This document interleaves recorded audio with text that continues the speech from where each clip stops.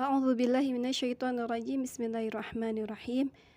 Yas'alunaka 'anis sa'ati ayyana mursaha qul innama 'ilmuha 'inda rabbi la yujalliha liwaqtiha illahu thaqulat fis samawati wal ard la ta'tikum illa baghtah yas'alunaka ka'annaka hafiyyun 'anha qul innama 'ilmuha 'indallah walakinna aktharan nasi la ya'lamun. Yas'alunaka 'anis sa'ati ayyana mursaha. Mereka menanyakan kepadamu tentang hari kiamat, bilakah terjadinya? Kapankah terjadinya?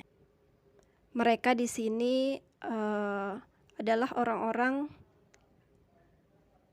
Yahudi. Ada versi lain mengatakan bahwa ini adalah orang-orang kafir Quraisy yang bertanya tentang hari kiamat, bilakah terjadinya?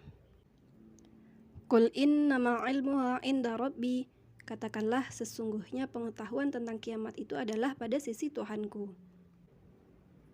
La yujalliha liwaqtiha illahu. Tidak seorang pun yang dapat menjelaskan waktu kedatangannya selain Dia. Thaqulat fis samawati wal ard. Kiamat itu amat berat huru-haranya bagi makhluk yang ada di langit dan di bumi. La ta'tikum illa baghtah. Kiamat itu tidak akan datang kepadamu melainkan dengan tiba-tiba. Allah tidak akan mengabarkan kepada seorang pun kapan waktu terjadinya kiamat. Bisa saja kiamat itu datang ketika kita merasa dalam keadaan aman, merasa lalai, melakukan kelalaian dalam kehidupan di dunia. Yas'alunaka ka'annaka hafiyyun 'anha. Mereka bertanya-tanya kepadamu seakan-akan kamu benar-benar mengetahuinya. Mereka terus bertanya tentang hari kiamat seolah-olah kamu memiliki perhatian besar terhadap pertanyaan seperti ini. Sementara mereka tidak menyadari bahwa karena sempurnanya ilmu Rasulullah terhadap Rabb-nya dan karena tidak bergunanya pertanyaan seperti ini, Rasulullah tidak mempedulikan dan tidak banyak memperhatikan pertanyaan tentang kiamat. Kenapa mereka ini tidak meneladani Rasulullah? Kenapa mereka tidak menahan diri dari pertanyaan yang tidak mengandung kemaslahatan sama sekali? Bahkan perkara ini tidak diketahui oleh nabi yang diutus maupun malaikat yang dekat kepada Allah. Karena perkara ini termasuk perkara yang dirahasiakan oleh Allah dari makhluknya. Karena hikmahnya yang sempurna dan rahmatnya yang luas. Qul innama 'ilmuha 'indallahi walakin aktsaran nasi la ya'lamun. Katakanlah, sesungguhnya pengetahuan tentang hari kiamat itu adalah di sisi Allah, tetapi kebanyakan manusia tidak mengetahui. Oleh karena itu, hendaknya kita tidak memberikan perhatian yang berlebihan terhadap suatu perkara yang tidak dituntut untuk mengetahui jawabannya. Apalagi perkara ini tidak diketahui oleh seorang pun. Perkara kiamat ini termasuk perkara gaib yang hanya Allah tahu jawabannya. Kapan kiamat terjadi mungkin menjadi salah satu pertanyaan yang kerap muncul di benak kita umat Nabi Muhammad saat ini. Tapi kenyataannya tidak ada satupun makhluk yang tahu dengan pasti kapan tanggal, hari, bulan, dan tahunnya datangnya hari kiamat selain Allah Subhanahu wa Ta'ala.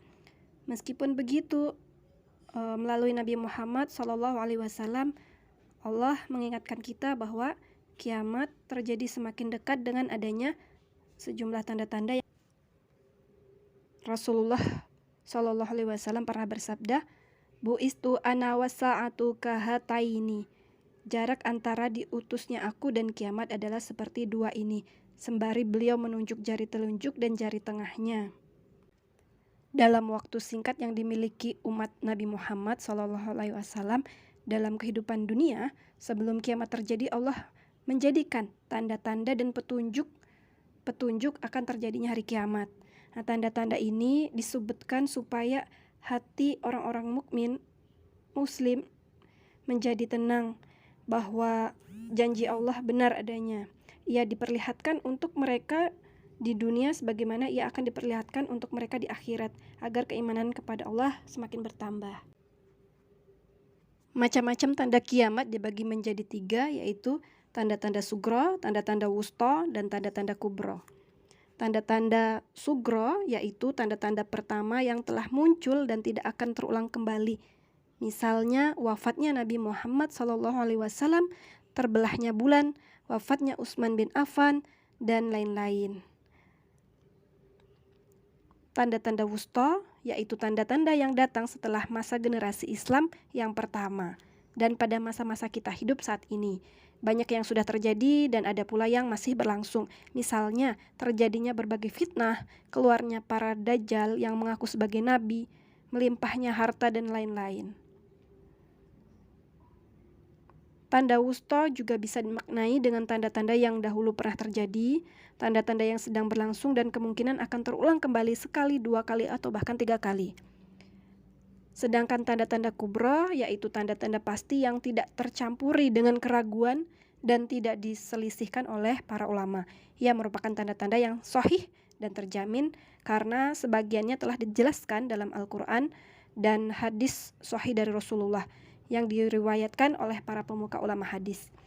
Tanda-tanda kubro dibagi menjadi 2. Yang pertama tanda-tanda yang disebutkan dalam Al-Quran dan disampaikan juga oleh Rasulullah, misalnya keluarnya dabbah, hewan melata, dukhon, asap, serta keluarnya Ya'juj dan Ma'juj. Kedua, tanda-tanda yang hanya disebutkan oleh Rasulullah seperti keluarnya Imam Mahdi, turunnya Isa bin Maryam, keluarnya Dajjal, sampai tanda-tanda kiamat besar yang terakhir. Selanjutnya Quran Surat Al-A'raf ayat 188. A'udzubillahi minasyaitonirrajim. Qul la amliku li nafsi naf'an wa la darran illa ma syaa Allah. Walau kuntu a'lamul ghaiba lastaksartu minal khairi wa ma massaniya su'. In ana illa nadhirun wa basyirun liqaumin yu'minun. Bukanlah aku tidak berkuasa menarik kemanfaatan bagi diriku dan tidak pula menolak kemudaratan kecuali yang dikehendaki Allah. Kalimat ini untuk menegaskan penjelasan tentang ketidaktahuan Rasulullah tentang bagaimana terjadinya hari kiamat dan kapan terjadinya. Walau kuntu a'lamul ghaiba lastaksartu minal khair. Dan sekiranya aku mengetahui yang gaib, tentulah aku membuat kebaikan sebanyak-banyaknya. In ana illa nadhirun wa basyirun liqaumin yu'minun. Aku tidak lain hanyalah pemberi peringatan dan pembawa berita gembira bagi orang-orang yang beriman.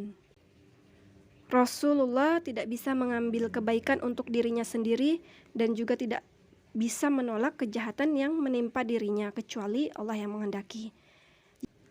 Jika Rasulullah mengetahui hal-hal yang gaib, ia pasti akan melakukan banyak kebaikan dan kebaikan untuk dirinya, keuntungan untuk dirinya, dan ia dapat menjaga dirinya dari kejahatan sebelum itu terjadi. Tapi Rasulullah hanyalah seorang utusan Allah yang memberi peringatan akan siksanya dan menyampaikan kabar gembira bagi kaum yang percaya bahwa Rasulullah adalah utusannya dan menjalankan syariatnya. Wallahu a'lam bishawab.